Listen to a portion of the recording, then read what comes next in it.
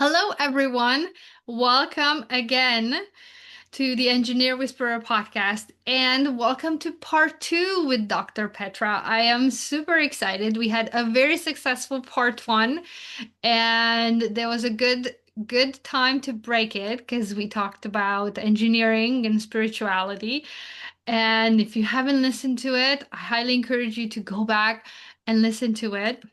It was a lot of really amazing, not just information, but wisdom that Petra shared with us about her journey as an engineer and then her journey into through engineering and now engineering and spirituality.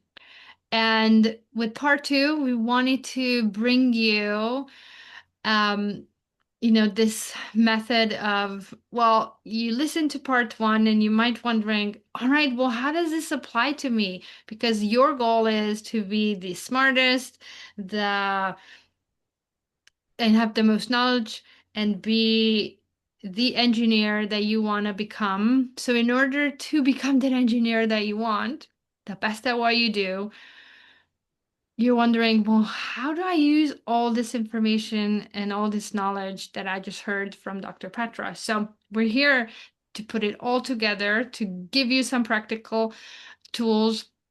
And we're going to begin with spirituality. So, Petra, welcome to the podcast again. Thank you for having me back. Thanks. It's my pleasure. Thank you. Thank you for joining us. So start us out with when people think spirituality, where do you want them to begin? I want them to understand that they are spiritual beings, that we all are, right? Whatever occupation we have chosen for this life, besides that, we are humans and we have that spiritual connection, and it's up to us to open up, to evolve, to use that gift that we have. I don't like the term gift because with a gift, you always have the opportunity, you can choose to accept it or to refuse it. So if it's a gift, I've chosen for so many years to reject it. And as I changed the terminology for myself from that's a gift to that's a specialty, I didn't have that obvious choice for me anymore. So I was much more open to receive and learn and develop that. I love that pivot because it's something that I believe we're all born with. I mean, you said it in part one. We all have a spirit. Mhm. So actually looking in the mirror and seeing your spirit, acknowledge it that it's there, that we all have it, that we are all born with it, and now you're saying it's something that is special about all of us, each of us. There's something special in our spirit that we carry with us. I love that. I love where this is going. Beautiful. Yeah, I think that's the first step, right? Recognizing and accepting that you have that specialty and that it's unique to you. That's that special spark that you have, that you bring to the world.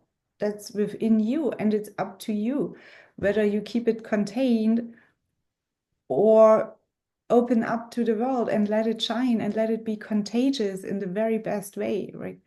And this creates a ripple effect, and this also creates an effect that comes back to you. But it starts with that realization and openness. I have that spark. I am a spiritual being. And I I always say, not always, but very often I share with my clients that the realization, the the realization of something, the acknowledgement of something is 80% of the work. When you want to do something, when you want to achieve something, when you want to create change, the realization that there is something that you want to change, admitting that it's not at the highest peak where it could be. That's 80% of the work. And that is so, yeah, so harsh often, right? To admit to ourselves, I could do better. Yes. I could do better. I could become better. Yeah. And then I want to become better. So all these steps. And it's so interesting because what you're saying, working with engineers, that one of the biggest wishes that almost every engineer has is to be acknowledged by others, Yeah. to receive that acknowledgement from others, to be seen Yeah. for what they know, who they are, but mostly for their efforts and for their knowledge. So now, you're saying turn it around and now use it on yourself, with yourself, and use it as a very practical tool in acknowledging the things that you can become better at. Start there. Oh, I love that. I love that so many aspects because it's not something that is so unfamiliar to engineers. As I said, you, as an engineer, you already want that from others. So you recognize it, you give it sometimes to others, to other engineers. So it's not something that you have to learn. It is totally new. It's just reusing it in a different way. Yeah. Learn to use it in a different way and become aware of that ripple effect, right? That co-creation when we are longing for recognition, admiration from the outside, we expect other people to ripple it to us. Yeah.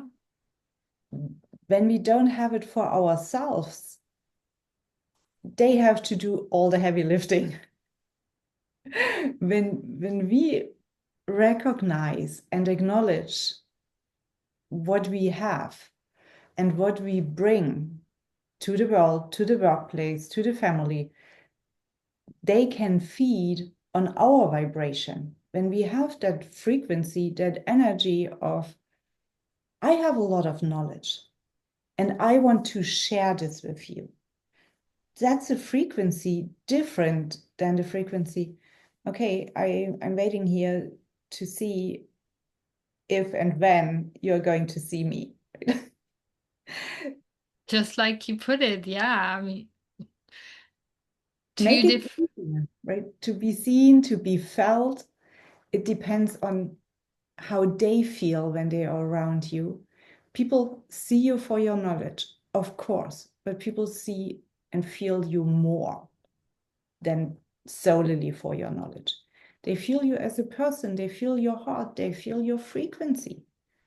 And if you are at peace with yourself, if you love yourself, I know that's so overused, but if you know yourself well, if you know a lot, if you know you give a lot, and you emit that, it's so much easier for the people around you to tune in into your radio station, right? When you broadcast that frequency, people can tune into your wavelength and can Yes. see you and acknowledge you. Well, I love what you said about the specialty, and I think our audience gonna tune into that because when, as an engineer, you find your specialty, Yeah. you you do want to broadcast it to others. You want to share about it, and others want to hear about it. So, which is the first tool that you would start an engineer off to go and be better at their specialty? To do better or to broadcast it better? I mean, the first step to do better is, Yeah, let's start with that one. be better with yourself, Yes. right? That's the first step. If you want to do better, be better. Be better in how you talk to yourself, in how you treat yourself, and how you see your life, your environment. Be more open to the signals, the signs that the universe delivers you. Right? There are so many tiny signals that the universe is going to deliver to you. And when you treat yourself better means more kinder, with more attention, the easier it will become to recognize the signs, not the scientific signs, but the signs, the signals, right? It's so hard Give with us the an accent to understand the difference. yes, yes. Give us an example. What pops into your head? Something that uh, you know, on a daily basis that maybe a sign that you see or something that you draw your clients to see. So let me think about the engineer's daily life, right? You have developed something or you are onto something and you want to share, and you want to share it with that person. And you are trying desperately to get an appointment. And every time when you want to get to that person and you have an appointment, something comes up in between, you get postponed, you cannot deliver what you're onto to that person. If this happens multiple times, it might be sheer coincidence, or it might be, which is more from my perspective, the chances are higher that this person might not be the right person at this time to receive your message.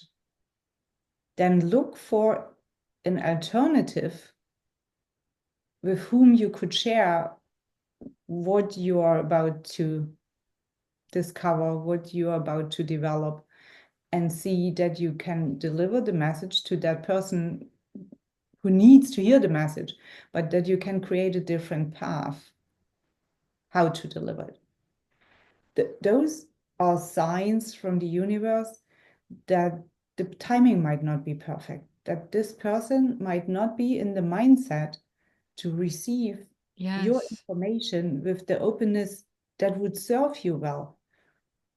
So a no now, from my perspective, is a protection, right? A no is a no now, is most certainly a protection.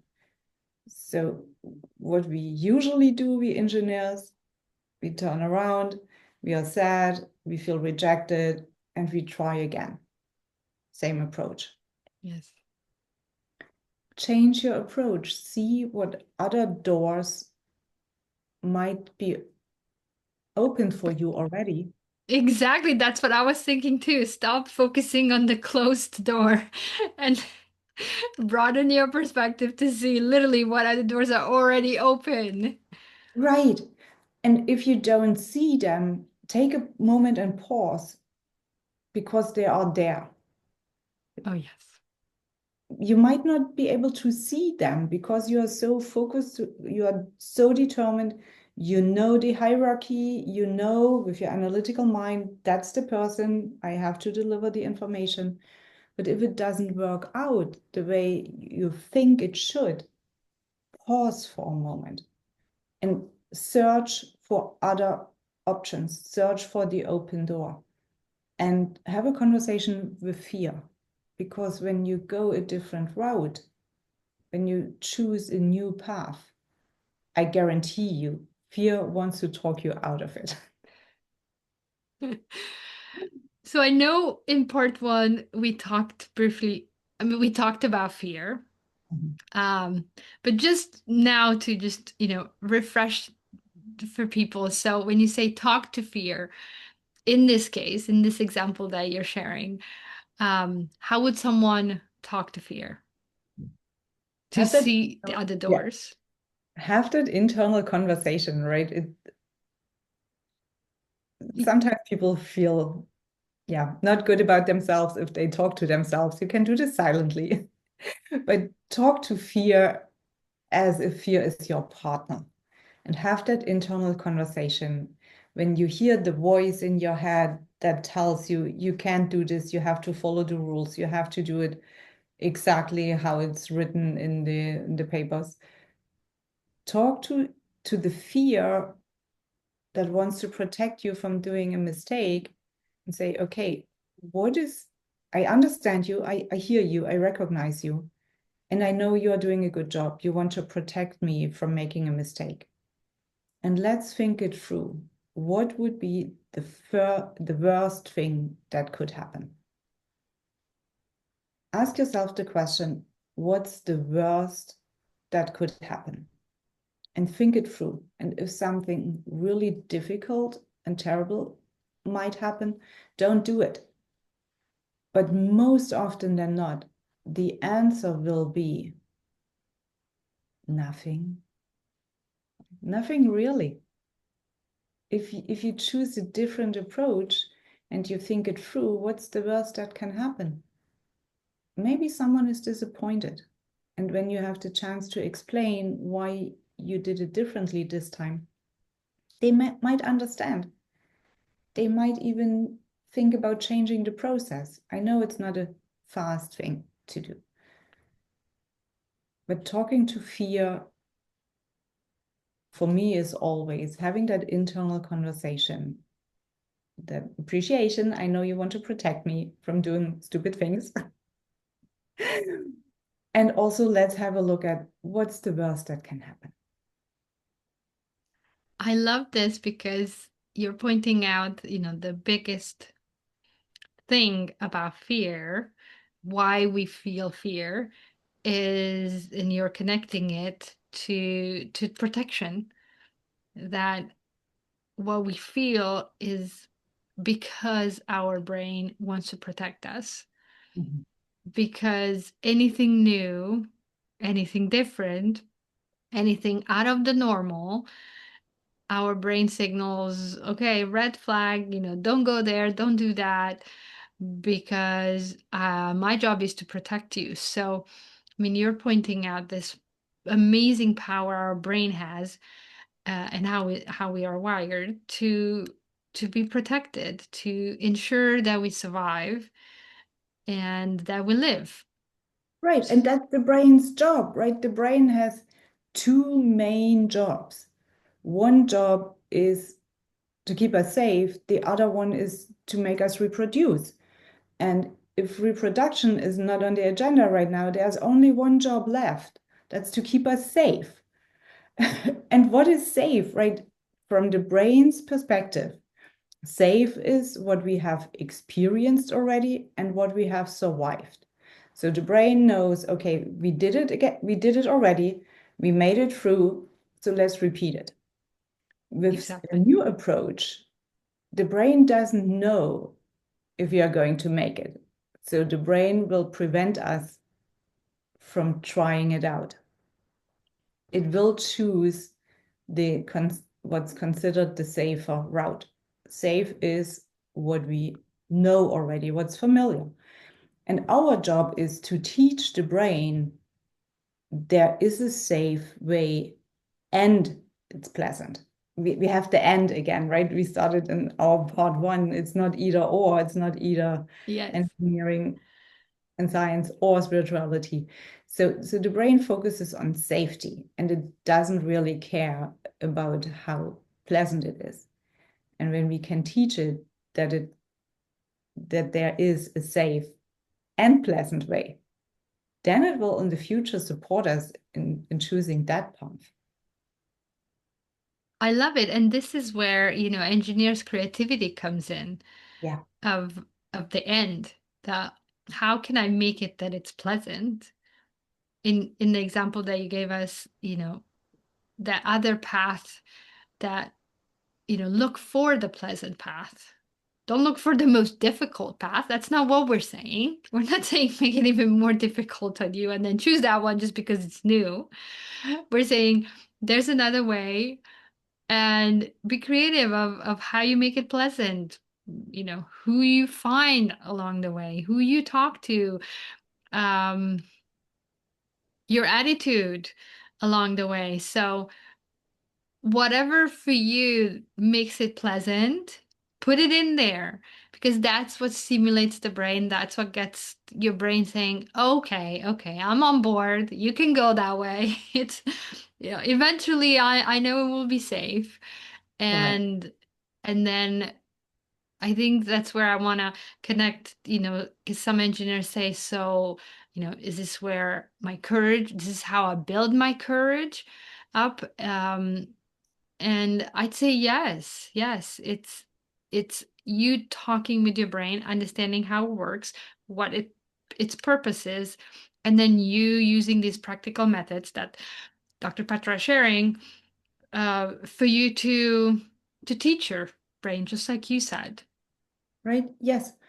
And to me, it's always a relationship, right? It's a relationship that needs to be built, that needs to have the time to be built on trust. So I need my brain to trust me. But this doesn't come overnight. The brain needs proof. It needs repetition that it actually can trust me. And talking about the pleasant way, a more pleasant way, maybe it's interesting for our engineers that in the brain there is a center that's called the pleasure center. And where we experience pleasure, that's the part of the brain. It's either pretty close or even exactly the same point. That's the spiritual center of us. So the spiritual center and the pleasure center within the human brain might be the exact same spot. I didn't know that. I'm gonna say it out loud. Right? Uh, Yeah.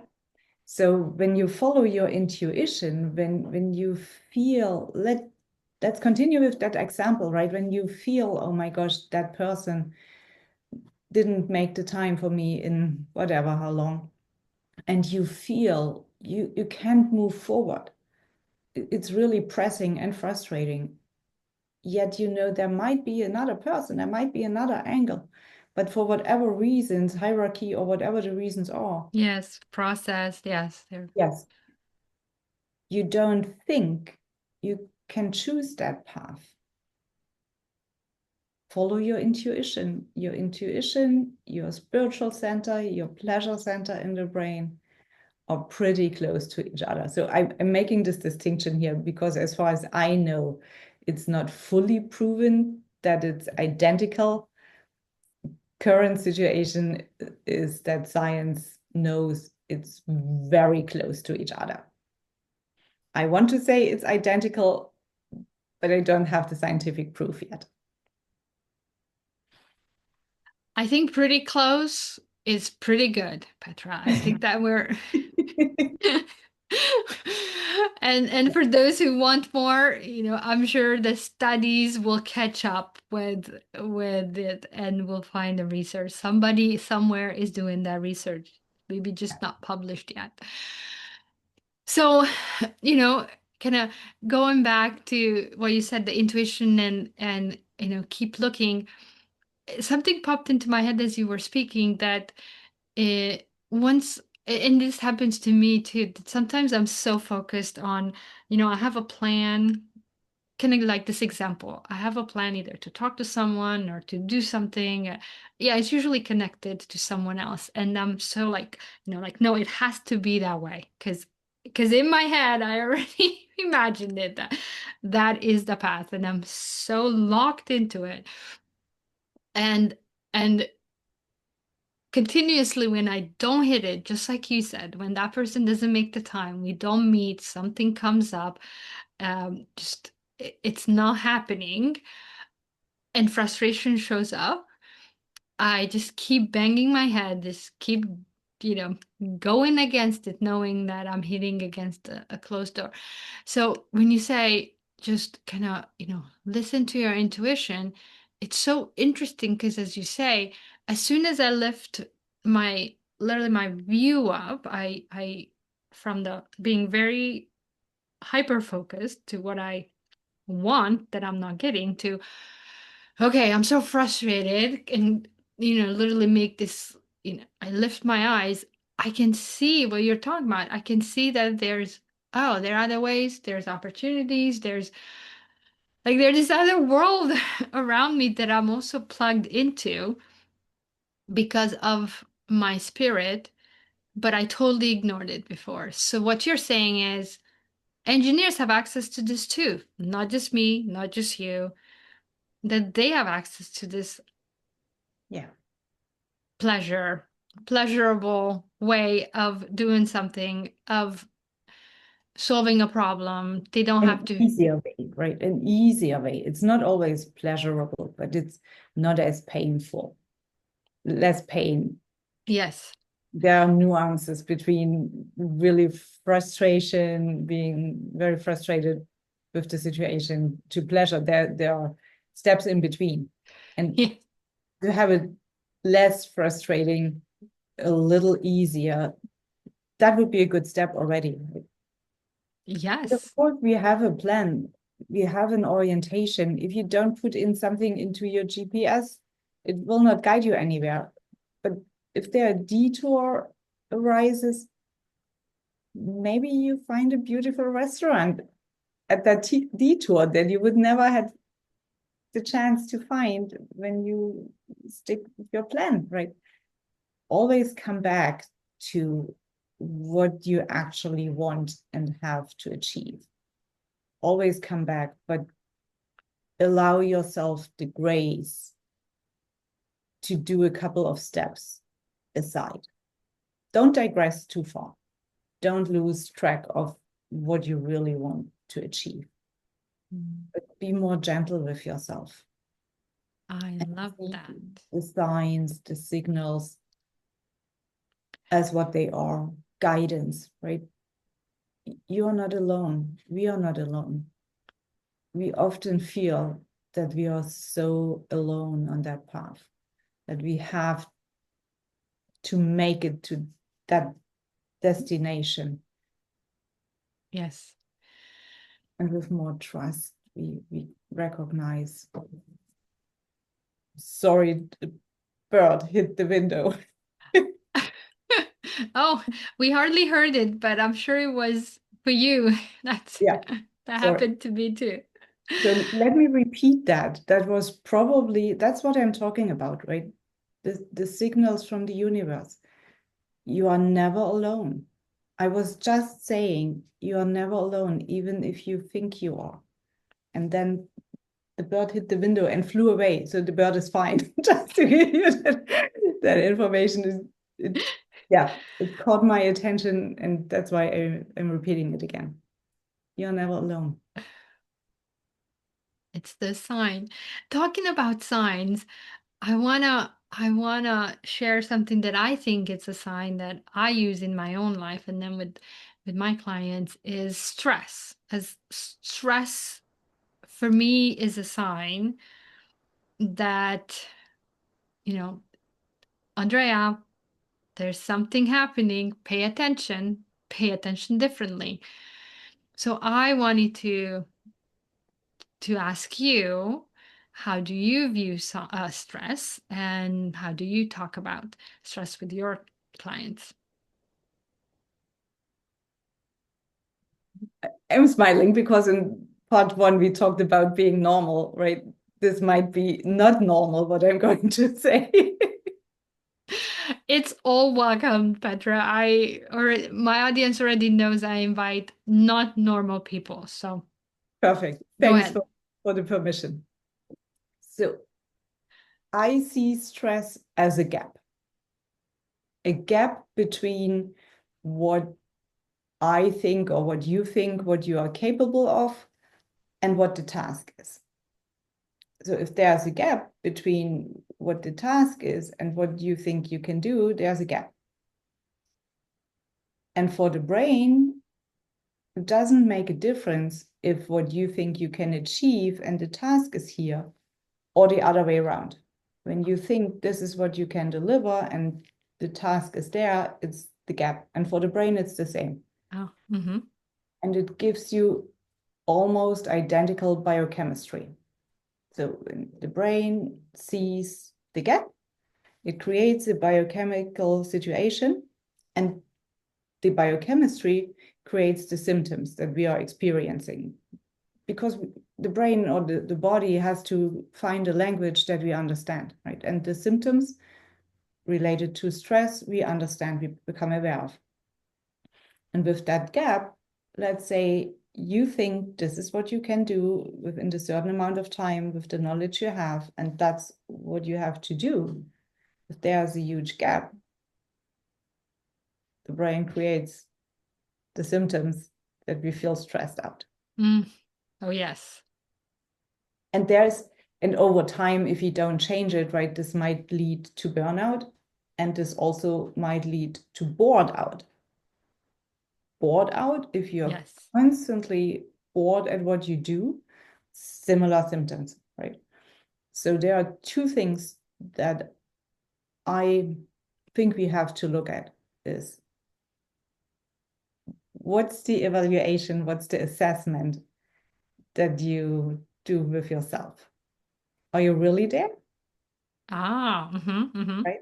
Is this really what you can do? Or is it a little misinterpreted?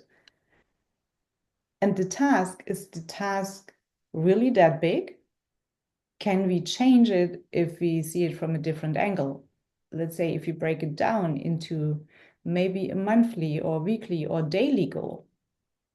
And when you focus on the daily goal, maybe the task is here. And when we adjust what you believe you can do, you're here. And the gap, maybe we can close it, or maybe it's much smaller.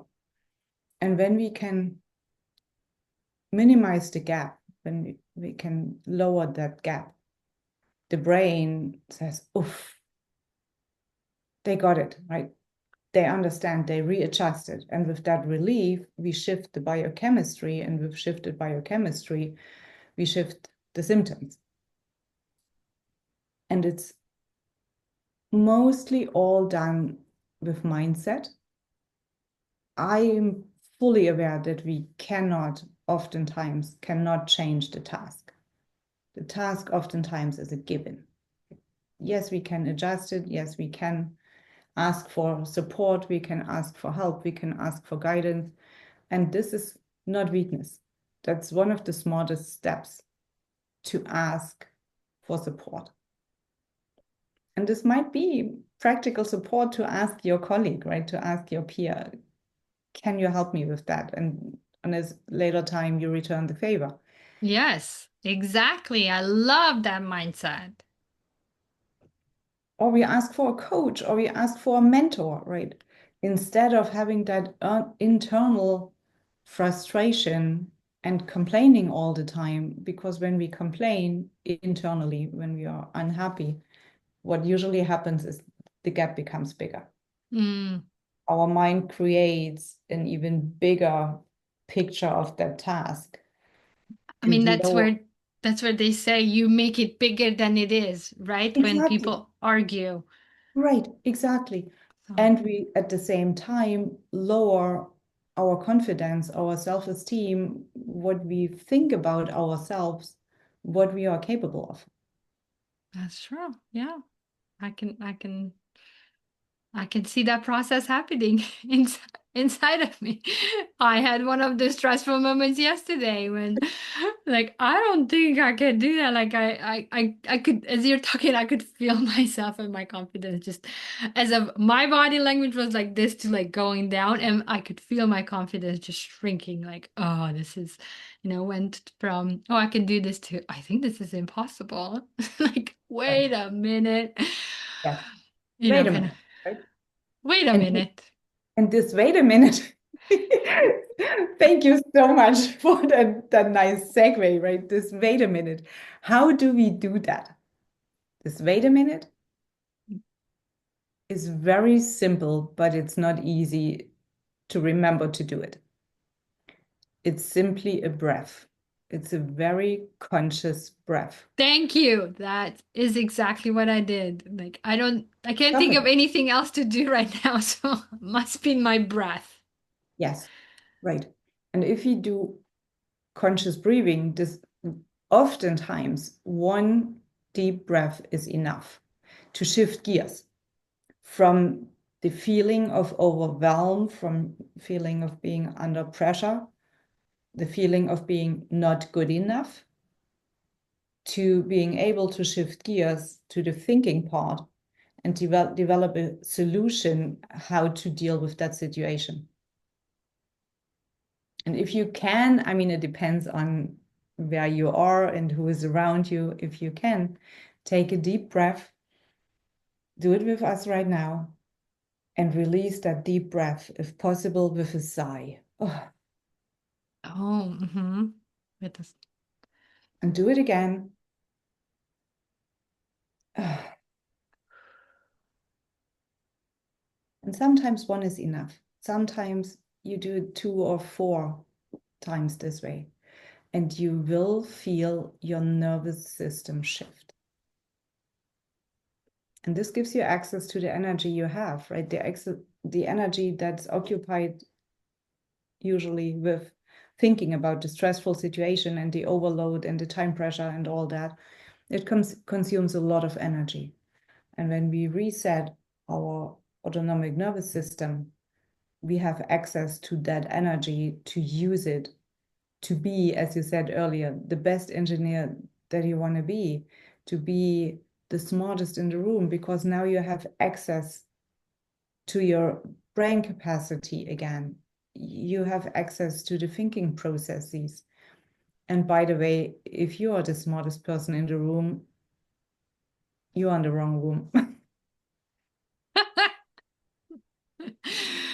That is a different that's gonna be maybe part three, Petra. But yes, I agree. That mindset of wait a minute.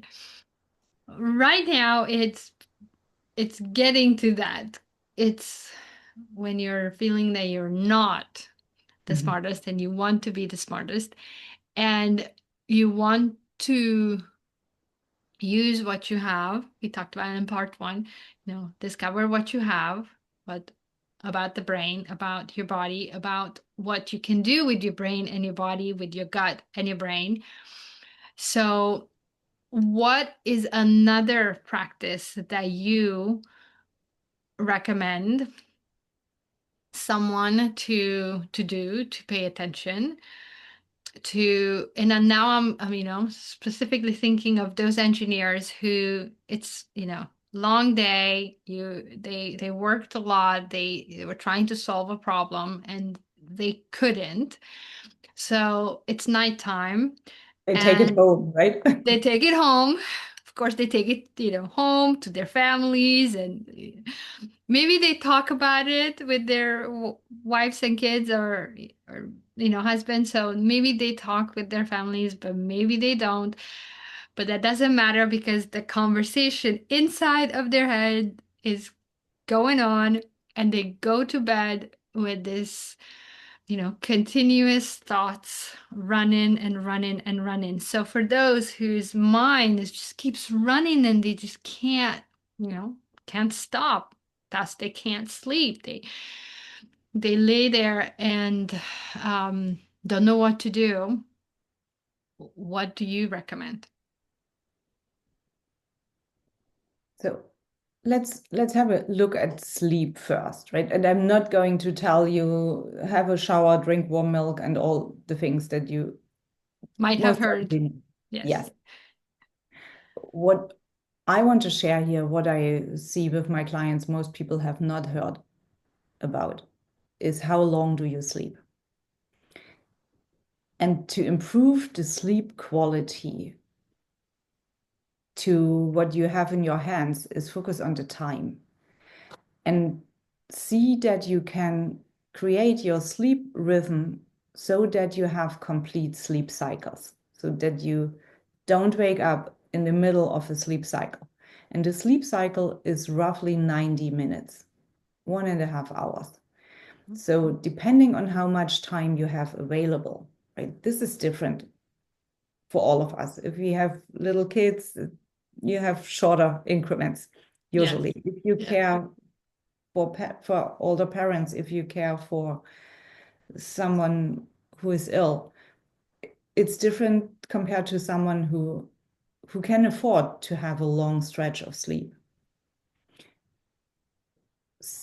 Evaluate your capacity, what you have available, and make it that you have complete sleep cycles. So either sleep 3 hours or 4.5 hours or 6 hours or 7.5. I love it. Yes, yes. Yeah, Right? I You love get it. you get the point. An engineer gets Mm-hmm. the point. If you have 7 hours available, but you cannot go to 7.5, make it a 6 hour sleep cycle. Sacrifice the last hour Interesting.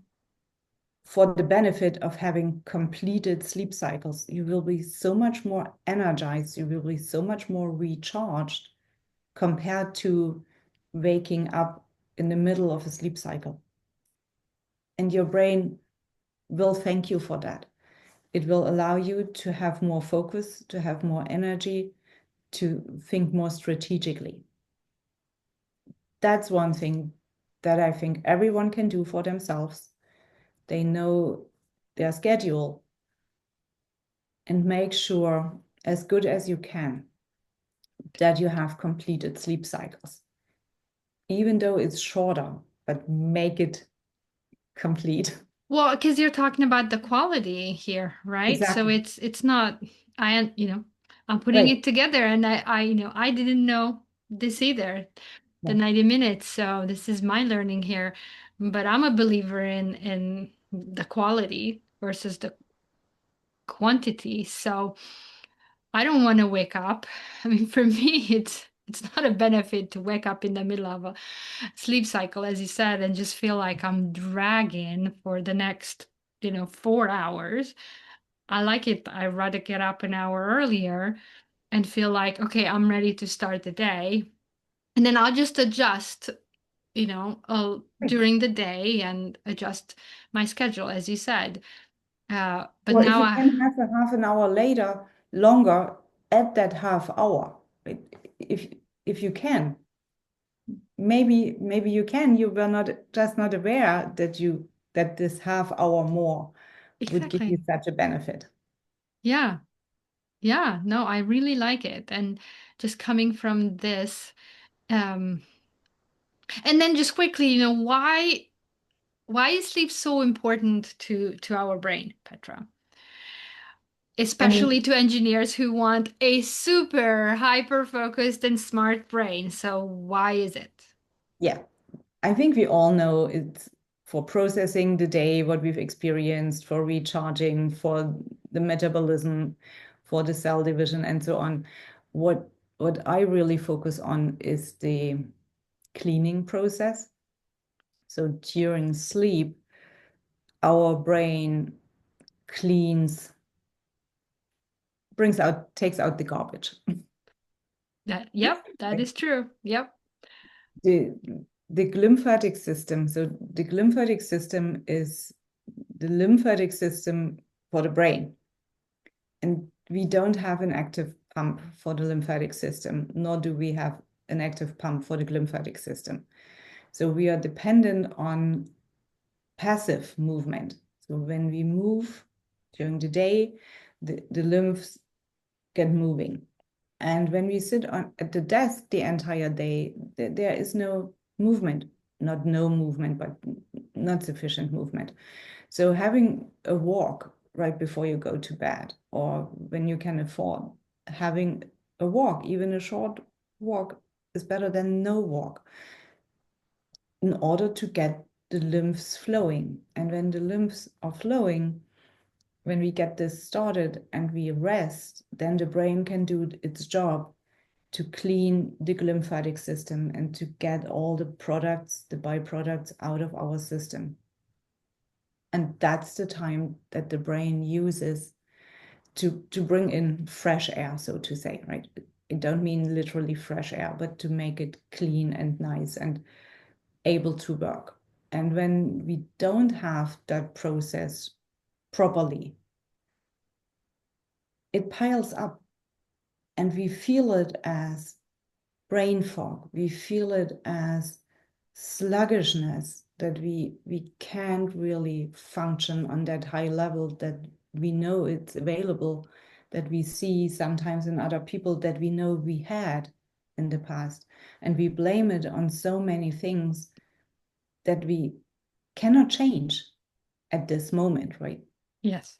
You get interrupted during the night because you care for a loved one. You cannot change, and you hopefully don't want to change it right now, right? But what you can change is improve the quality of your sleep and make it a complete cycle so that the brain doesn't get frustrated and say, oh, I was in the midst of cleaning whatever area and now I have to get up and do different things. Well, I think we all relate to that. I mean, when you bring that visual, when you're cleaning, you're doing something, solving a problem, even engineers, like, you're coding something, I don't know, you're fixing a car, you don't just leave it. You just don't want to leave it. Right? You Yes. in the middle of your work, like you don't want to just stand up and go. I And say, understand okay, why our see you brain would, tomorrow. yeah, would be very frustrated with us and would pay us would pay us Right. Yes. for that choice. I I mean, that's can. the first thing that I would do when what you asked, or this scene you created, when someone has the running thoughts and the brain on high speed working, even though it's nighttime, it's sleep time. I would start with sharing with the brain, hey, I understand you're working really hard. So do I. So we are on the same boat, right? We are a good team. And I pay attention with my nutrition. I give you what you need. I give you enough healthy fats. I'm not starving you. I pay attention to the sleep cycles. I do what I can to give you complete sleep cycles. And I will help you that our autonomic nervous system will do exactly what we needed to do at the exact right time. And there is a method using your breath, and maybe you can do it with me. Sure. It's a little hard if we cannot see the audience, but when we take our finger, I use my index finger and I Okay. put my index finger under my nose. Okay. And with exhaling, I test through which nostril I release more air.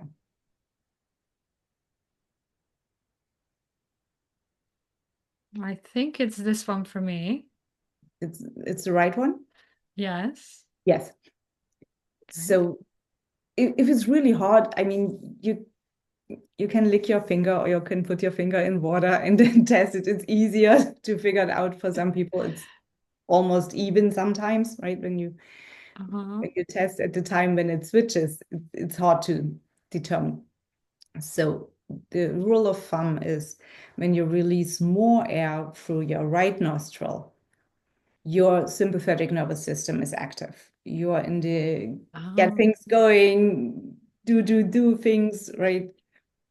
Fight or flight. That, Yes, versus the parasympathetic. Okay. which is Which the rest. left nostril, rest and Oh, digest. Exactly. yes. Okay. Mm. So why is this important? And again, the natural cycle, it shifts every 90 minutes. Again, it's 90 minutes roughly, right? So we go through our life with a 90-minute cycle of the sympathetic nervous system being in charge, and the next 90 minutes, the parasympathetic nervous system. And if we push through a lot, we lose that natural ebb and flow, right?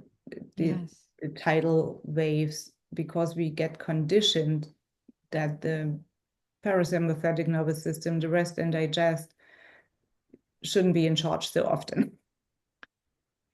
So when it's bedtime and we do the test and we feel, oh, I'm breathing almost solely through the right nostril, no Interesting. wonder that you can fall asleep, right?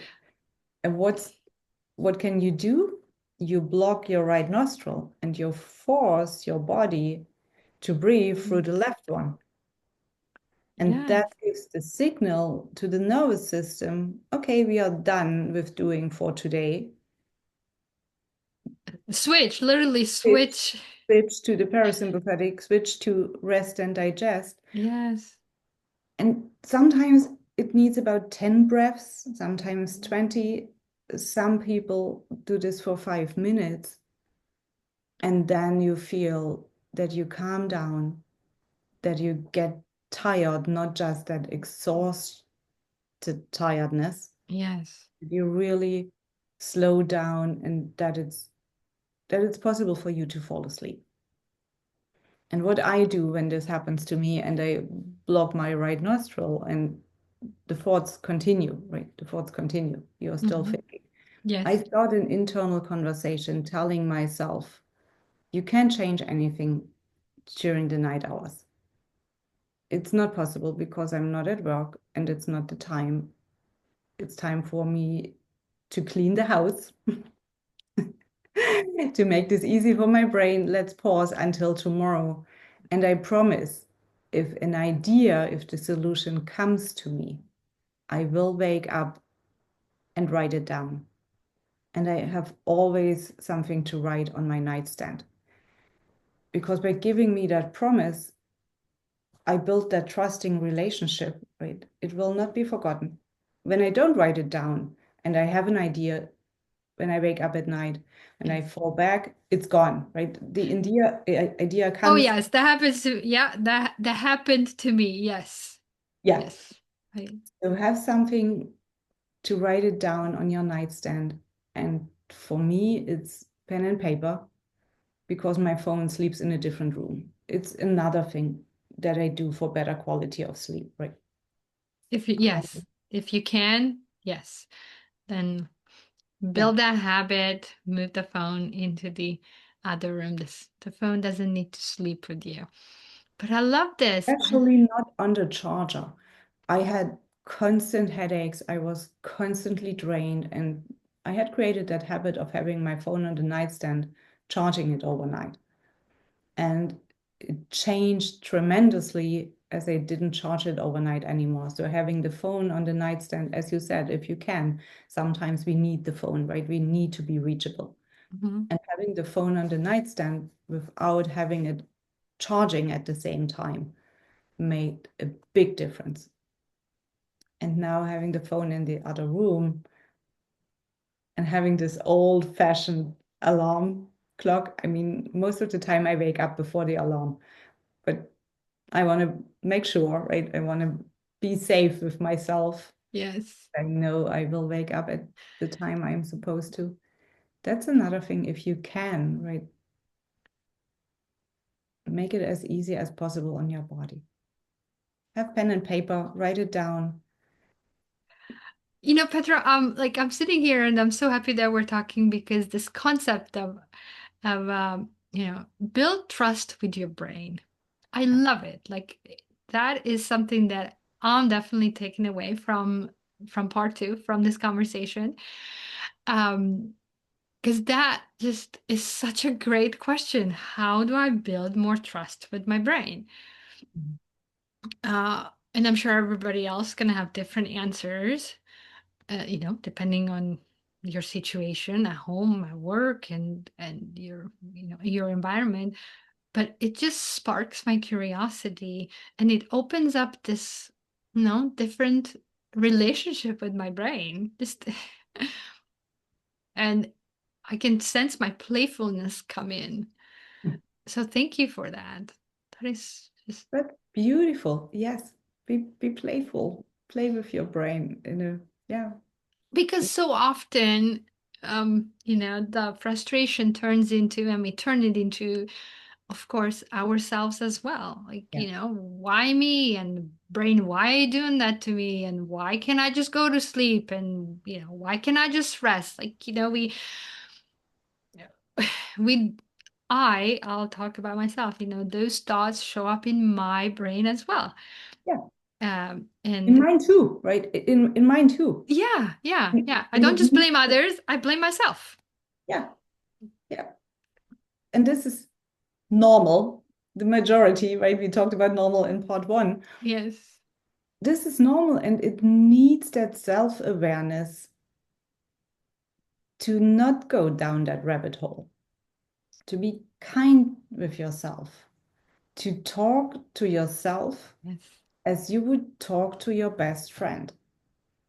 With your best friend, you sometimes have to have tough conversations. That's why it's your best friend.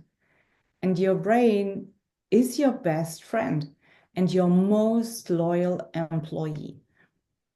Your brain always wants you to be right. So whatever you tell your brain will command the body to create that. That's a relationship when you understand that your thoughts command the brain and the brain commands the body. You know you can be in charge. And it's a process, right? You need to get build trust to the boss. The brain needs to trust that leader, right? And you need to step into your leadership role to accept that responsibility. And to let me close that thought that we had with you can block your right nostril and force your body to breathe through the left one Mm-hmm. so that you give the signal that it's time to rest. The opposite holds true too, right? If you're super tired during the day for whatever reasons, you couldn't get good sleep or you have jet lag or whatever the situation might be, the opposite happens Oh, yeah. too. Right? If you're super tired, you're in the parasympathetic nervous system and you know you need the energy to go to that meeting or to finish that project or whatever it is. Yes. Tell your system, hey, To the opposite. Huh. right, yes, block the left nostril, Yeah. make yourself breathe through the right one, and you will feel it. It takes a couple of breaths, maybe 10, maybe 20, and you will feel your system shift. And this builds trust too, right? And your system trusts you more, that you know what you're doing, that you're in charge, Yes. and you learn or relearn to trust your system, your body, that you have a companion, that it's not against you, that's your body isn't your enemy. It might lack a little bit of guidance, but your body is not your enemy. Build that relationship, that loving relationship. How am I gonna top that one, Petra? I mean, that. Thank you. Thank you. You're again sharing more than I have imagined you would with us. Great practical tips, great conversation. As we're getting close to the end, I want to check in. Is there anything else that you you want to share with us? We talked about, you know, the spirit, spirituality, and the brain, and the breath, and sleep. Is there anything else that you want to mention? A couple of minutes that we have. Nutrition, right? Nutrition is important. What I want to emphasize, I mean, we talked about this, yet I would love to emphasize it. Yes, go ahead. You're good enough. You're good enough. You're perfect the way you are. And that's a message that I think we hear often, but we don't allow us that it really sinks in. We come into this world as the perfect human being. And when we come into this world, we know deep inside, we have this knowing, we are worthy, we are good enough, we deserve to be cared for, we deserve to be loved because we are lovable and we love. And we don't care whether we are a little too skinny or a little too chubby, whatever that means, right? We we just are. And we know we are worthy and we are good enough. And somehow on our way of life, we might lose that connection to that inner knowing. And I invite you, our dear listeners, to reconnect to your inner wisdom, to that knowing that you are good enough, that you are perfect exactly the way you are, that you give what you can at this particular moment with the particular knowing that you have at this particular time, and the willingness to learn, to improve, to evolve. That's what's needed. And knowing that you are good enough and that this doesn't come from the outside, that is within you and always has been. And give yourself permission to reconnect with your soul, with your true self, and honor yourself. Always remember, you are good enough. Your soul knows. Trust your soul. Because we all have one. Exactly. Well, on that note, dear Petra, thank you so much for coming back to for part two, for spending another hour with us and teaching us and sharing your wisdom with us and telling us about our sympathetic and parasympathetic nervous system and our nose and our breath and the stress and all the things that you shared with us today. I know I'm taking so much away. And I'm so grateful that you said yes for us to sit down. Thank you for having me. It was a great pleasure. And Thanks a I lot. and I want to close with, if people want to reach out to you, what's the best way? Is it LinkedIn or or another way? What's the best way to connect with you? The best way is through my website. It's my name, it's petrafrese.com. You can also go to trustyoursoul.com. You will also land in my inbox or via LinkedIn. Yeah. Great. I'm gonna include all these in the show notes so that Thank you. when you're listening, you can just click on them and find Petra. And I highly encourage you, if you are curious about anything or you have one question, don't have to have a dozen. If you just have one question, connect with her. She is an amazing person. I mean, you heard her. Definitely connect with her. So, Petra, thank you very much for being here. Thank you. Thank So, you so so much. grateful. Thank you again.